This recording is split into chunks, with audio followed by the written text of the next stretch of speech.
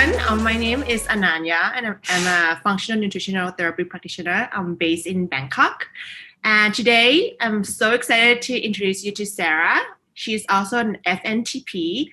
We're really good friends, and we did an FNTP together. So excited to have her here.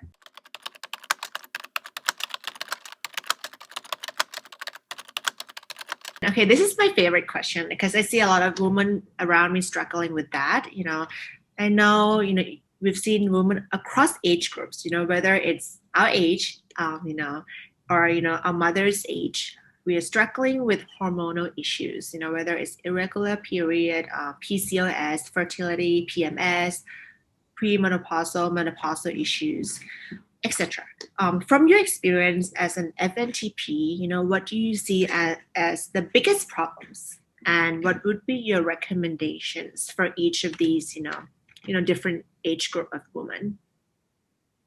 Yeah, so I work with a lot of women, women's health and hormones. That's kind of my area of interest. Having experienced hypothalamic amenorrhea, I lost my period for 4 years due to overtraining and not eating enough, being an athlete, female athlete, and trying to navigate the diet space and diet culture and all that. So I think I attract those kinds of clients as well. And the people I work with, a lot of the times, the hormonal imbalance show up as irregular periods, endometriosis, PCOS, or just really, really painful cycles in terms of PMS, heavy cramping, heavy bleeding, those kinds of things. And a lot of the time, what it goes back to is high stress. I think women nowadays, we are trying to build ourselves up career-wise, and we put that stress on ourselves to perform in our jobs. And then we also have the stress of, maybe getting married and having children and taking care of our families. So there's a lot going on for women, and these expectations we put on ourselves to do everything at once. So I think, first of all, stress management is a huge, huge issue, and something that overrides all nutrition and all that, because you can have the best diet, you can eat the best types of food, but if there's still something going on up there, it's going to affect everything with your digestion, the way that you are detoxifying, the way that you are processing your foods and nutrients, even if you are eating the best things. So stress management is huge. Finding time, women finding time, taking time out for themselves during the day, being selfish and, doing the things that they like to do instead of having to take care of everyone else. I think that's really important.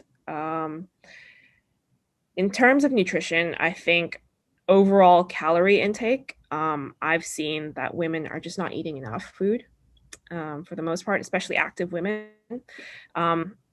There's a lot of lessons from diet culture that we get through social media and popular media saying that, women need to be eating 1,200, 1,400 calories a day. But what a lot of people, or lay women, don't realize is that that's the caloric intake for a 3-year-old child. So, first of all, a lot of women just need to be eating more food.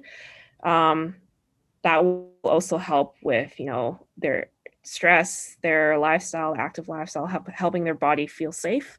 A lot of women are also eating too little protein for what they're doing.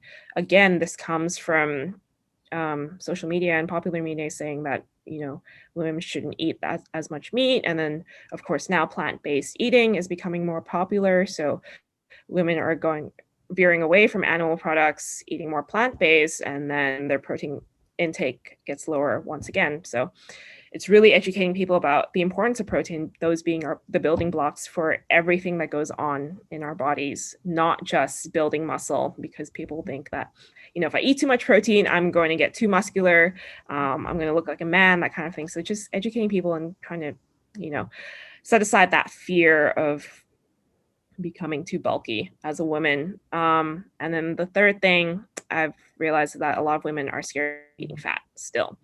There's still this fear about eating healthy fats. Yeah. Huge misconception.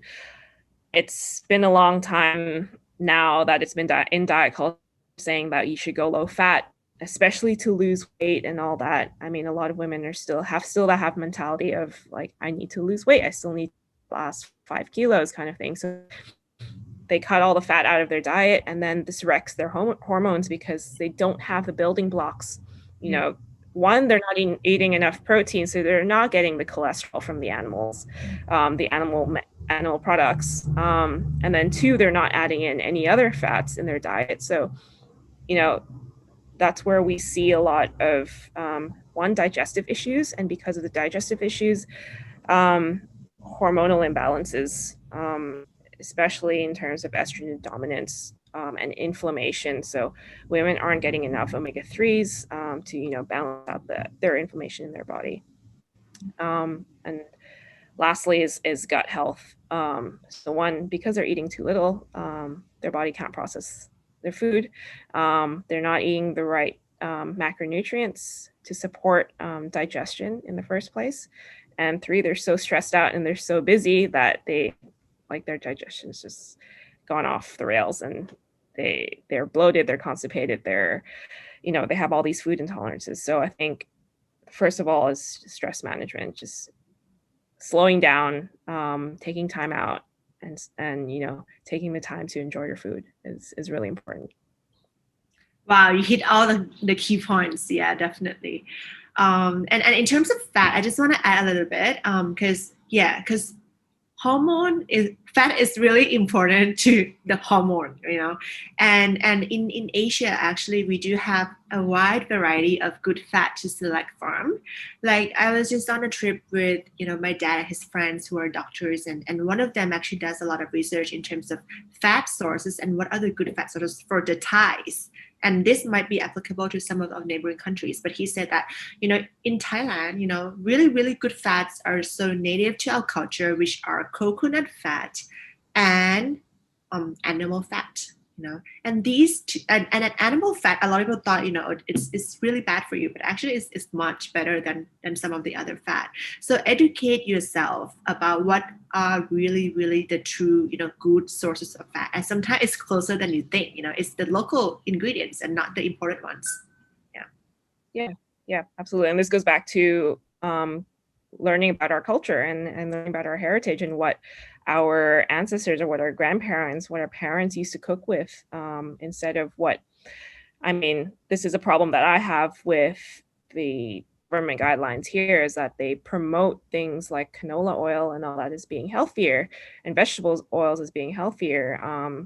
And so people have this misconception that, butter and ghee and coconut oil and animal products is going to wreck your health. But in actual fact, that these things are what we used to eat in the first place, and there's nothing inherently unhealthy about them. Yeah, absolutely.